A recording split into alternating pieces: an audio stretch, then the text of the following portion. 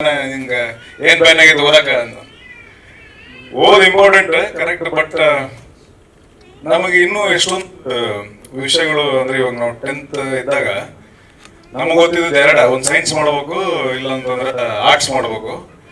ಇನ್ನೊಂದು ಐತೆ ಇಡ್ಲಿ ಕಾಮರ್ಸ್ ಐತಿ ಅಂತ ನೆನ್ಪಾರು. ಅದು ಬಿಟ್ಟಂದ್ರೆ ಇನ್ನೂ ಭಾಳ ಇರ್ತವು, ಅಂದ್ರೆ ಓದೋದ್ರಾಗೂ ಭಾಳ ಇರ್ತವು, ಆಮೇಲೆ ಕ್ರಿಯೇಟಿವ್ ಆಸ್ಪೆಕ್ಟ್ಸ್ ಅಂತ ಭಾಳ ಇರ್ತವು. ಅದೆಷ್ಟೊಂದು ಅರಿವು ಇರೋಂಗಿಲ್ಲ ನಮಗೆ.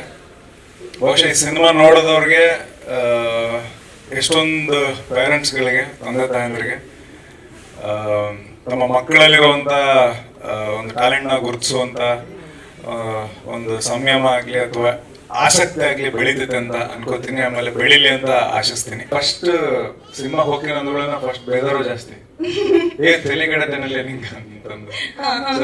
ಸೊ ಮನೇಲಿ ಈಗಲೂ ಕೇಳ್ತೀರಾ ಹಂಗಂದ್ರೆ ಬೈಗುಳಗಳು? ಈಗ ನಮ್ಮ ಅವ್ವನ್ ಬೈಗಳ ಕೇಳಬಹುದು, ನಮ್ಮ ಅಪ್ಪನ್ ಕೇಳಕ್ಕಾಗಿಲ್ಲ. ನಾನ್ ಕೇಳಿದ್ರು ನೀವ್ ಯಾರು ಕೇಳಕ್ಕಾಗಿಲ್ಲ.